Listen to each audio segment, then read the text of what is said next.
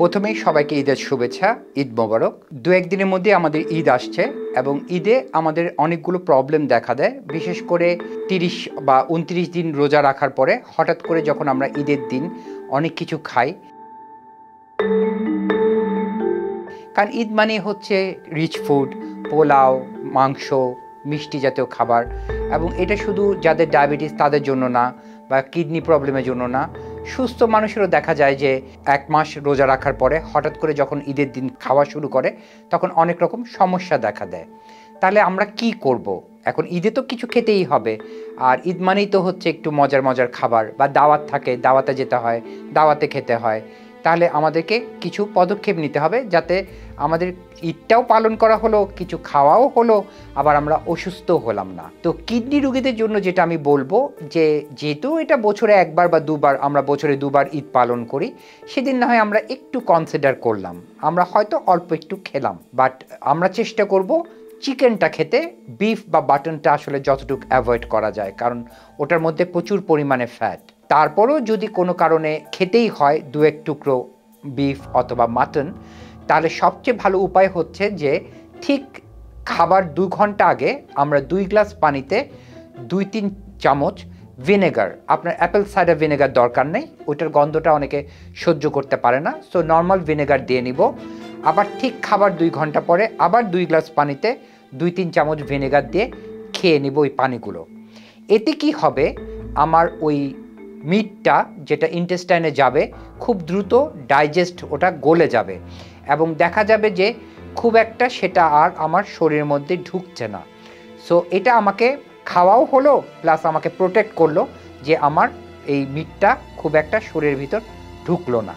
আরেকটা কাজ আমরা করব, যেটা আমি ইফতারিয়া সেরির জন্য বলেছি, যে আমরা রিচ ফুডটা খাওয়ার সঙ্গে সঙ্গে আমরা বসে পড়বো না বা রেস্ট নিব না, আমরা অ্যাটলিস্ট 20 থেকে আধা ঘন্টা একটু হাঁটাহাঁটি করব।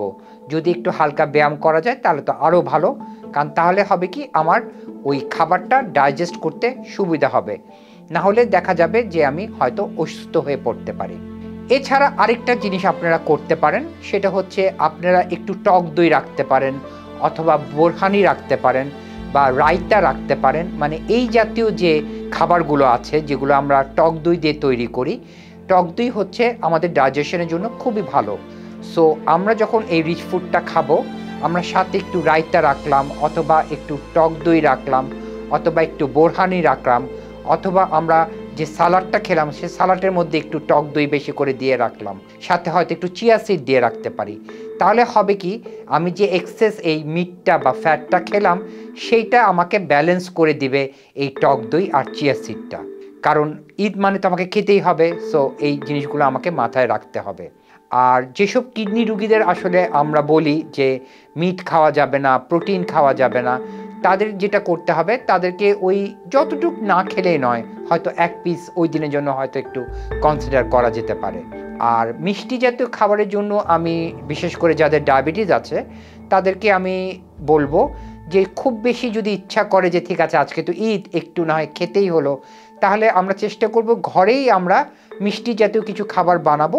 সেটা আমরা চিনির বদলে হয়তো আমরা হালকা কিছু 0 ক্যাল জাতীয় আর্টিফিশিয়াল সুইটেনার দিতে পারি, অথবা আমরা একটু খোরমা দিতে পারি, অথবা একটু মধু দিতে পারি।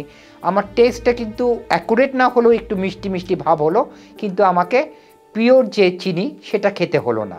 সো এইভাবে আমরা চিন্তা করে বিভিন্ন রকম রেসিপি বানিয়ে সেগুলো আমরা ঈদে খেতে পারি, যাতে আমার ঈদটা সেলিব্রেট করাও হলো, আমার স্বাস্থ্যটাও খারাপ থাকলো না, আমি সুস্থও থাকলাম, আমার শরীরের উপরও খুব একটা প্রভাব পড়লো না।